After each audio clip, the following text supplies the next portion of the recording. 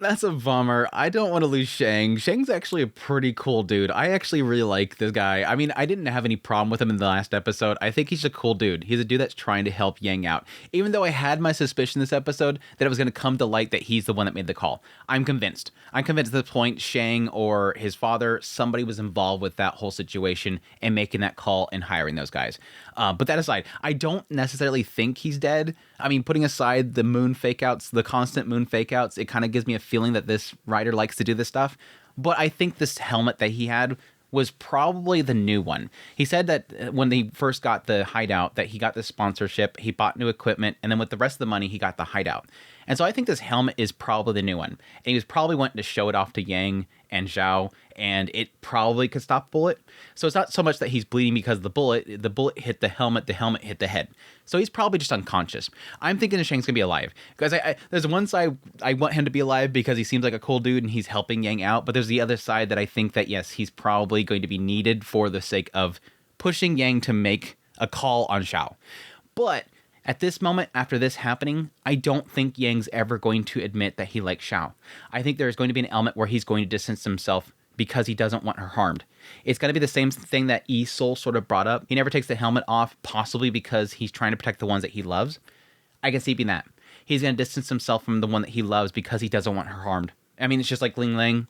He should have technically separated himself from Moon because that's what's causing people to go after her. It's that sucky thing about popularity, celebrity, and people that don't like you and want to bring you down. They're going to go for your loved ones because they can't come after you, especially since you're a superhero. They can't come after you. But yeah, overall, really, really good episode. And getting into that kind of stuff, getting into Yang and how he's sort of having a lot of fears of going back to zero, getting into Yi-Sol, and yes, sort of where his mindset is, which I think is probably going to ultimately lead to Yi-Sol in the end after all this stuff happens. Probably him taking the responsibility upon himself because it's probably his organization, his company that's probably sent somebody to go kill him. It's going to be him probably stepping up and saying, here, Yang, you're the next Yi-Sol. I'm done with this. They've caused you a lot of problems. I'm really sorry about that. I'm taking responsibility. Here, become Yi-Sol. I really do think this current Yi-Sol is going to pass it off to Yang himself, not the company, him himself saying, you're the real hero. You're what I used to be, what I just pretty much left behind. Because Yi-Sol, what it sort of played out is that he is somebody that has become a symbol, just like a lot of these people. They become corporate symbols to sell figurines, to do anniversary things, all that stuff. It's pretty much why Yang is rising up. People see a real hero. They're even asking him, are you going to go back to crime fighting? Because he's not doing anything. And yeah, getting into the old heroes. I had a lot of cool stuff in this episode. Let's just jump into the episode proper, start from the very beginning, and go through it and hit step by step. Opening up the episode with them at the police office, I'm guessing, because they're pretty much telling him, contact a real hero if you have a problem like this again. And yes, this surge of the fandom and trust going into Yang, which is kind of an interesting thing to get into, which is kind of surprising they didn't get into with Lin Ling. This idea that somebody is going viral, they're becoming a hero, and they're gaining a massive amount of trust very, very quickly. It's sort of given a little bit of hint on that in the previous episode, and it kind of got into the idea that Yang himself was feeling almost an anxiety, like his heart was racing. It's sort of showing the physical effects of having a lot of trust hit you at the same time. It is going to be ultimately changing your body. It's changing his physical self, and it's something that he's kind of, feeling uneasy about. He feels numb. It feels like he's being electrocuted. It's the powers of Yi-Sol sort of surging into him at a great speed and almost evolving his body at a rapid pace. And it's something that is, yes, making him feel uneasy, which is kind of interesting to kind of get into. And yes, they got a little bit into Pomelo himself being kidnapped, which I was kind of happy they got back into this because, again, in the previous episode, I was kind of questioning that, wait, why was Pomelo targeted? And the only thing I can come to a conclusion on was that somebody seen Xiao with Shang. And since Shang, his father, is a part of this big corporation, maybe they were using Xiao to get to her. But again, why go to Pomelo to get to Xiao to get to Shang? It's kind of an oddity there. It's like a little bit too many steps from the actual source. But yes, with Shang coming in and saying, well, it's probably because you're from out of state and you don't have parents here. You're an easy target. They just want quick money. He seems to know so much. He seems to know way too much. And I really do feel like it does kind of lead me to believe that maybe Shang, or I think Shang probably directly was involved. He knew that Yang himself was doing what he was doing, and he felt that he could sort of create another person.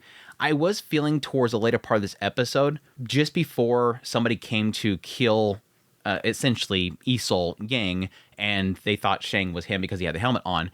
I really did feel like it was going to get to a plot twist at the end here where Shang was going to ask Yang to kill the current Easel. That they were going to find out there was some sort of vendetta that Shang has with the current Easel, and he wants Yang to take him out.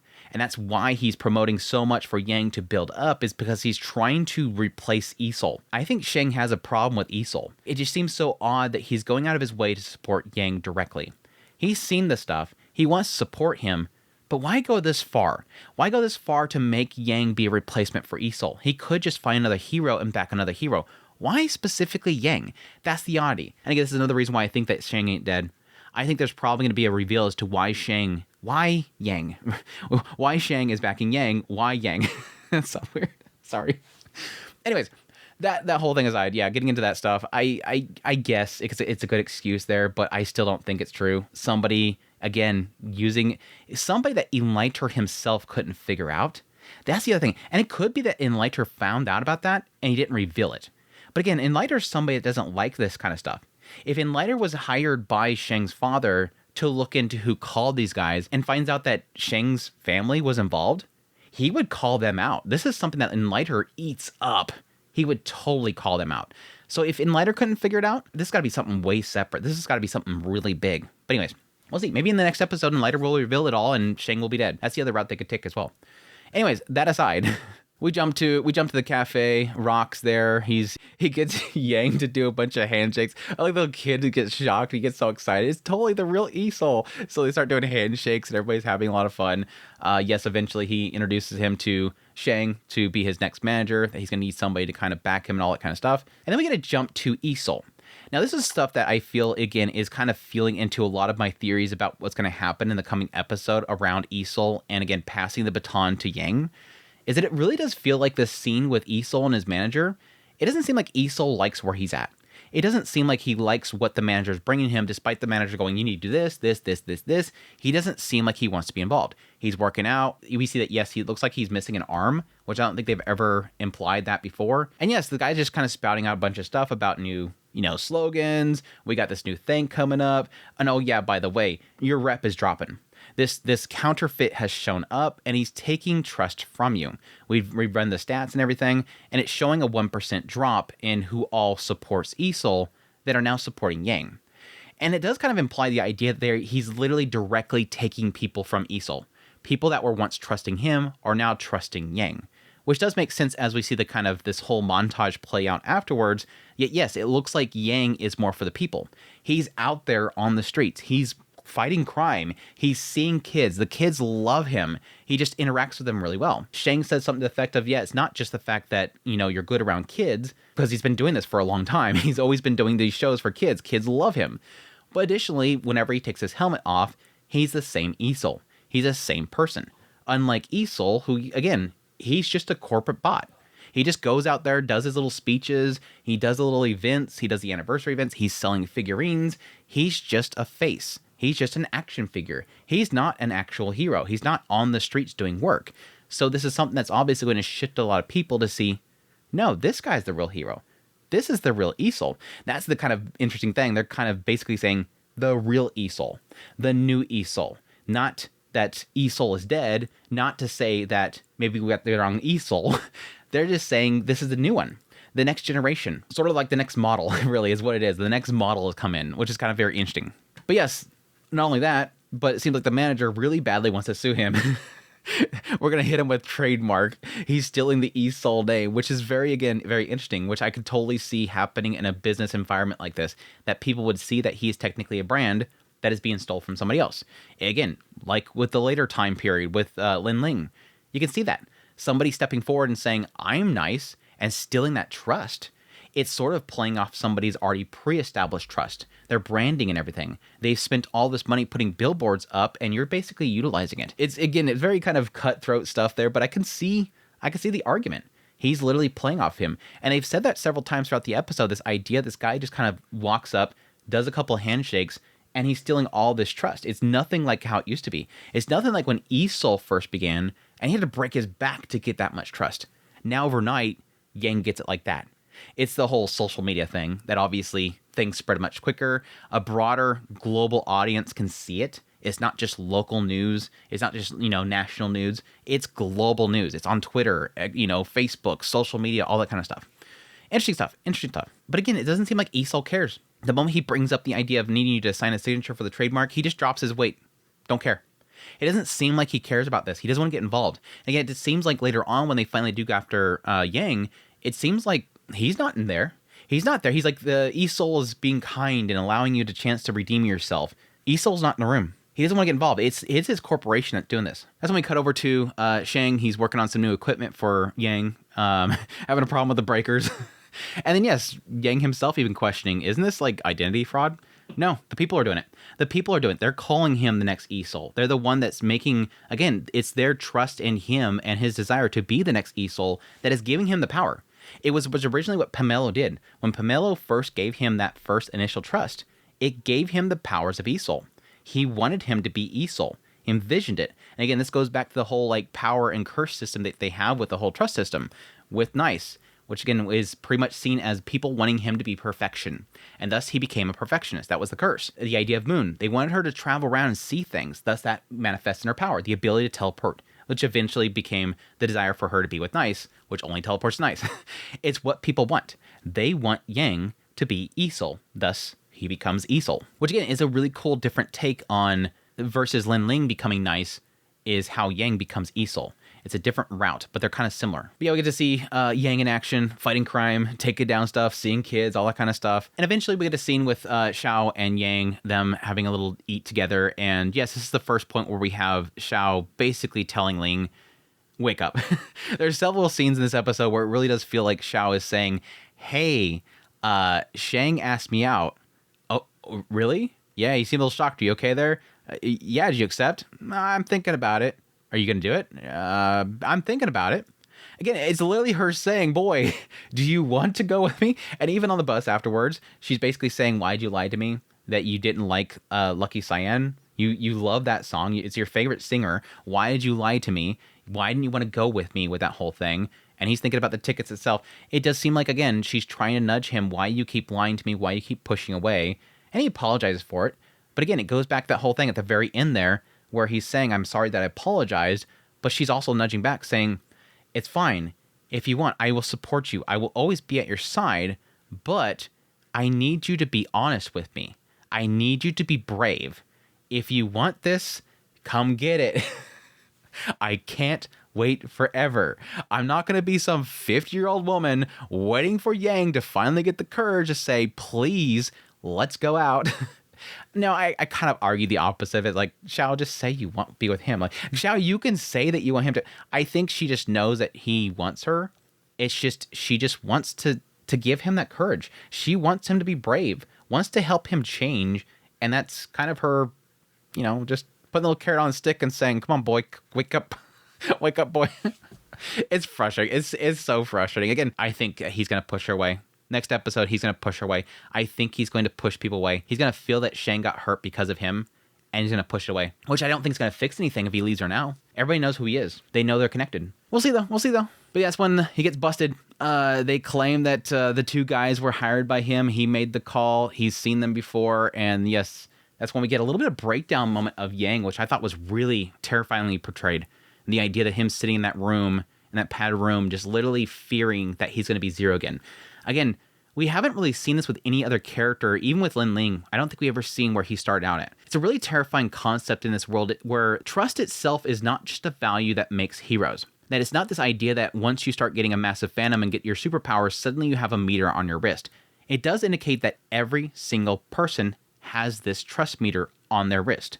And the idea of somebody having 0 is somebody that you avoid.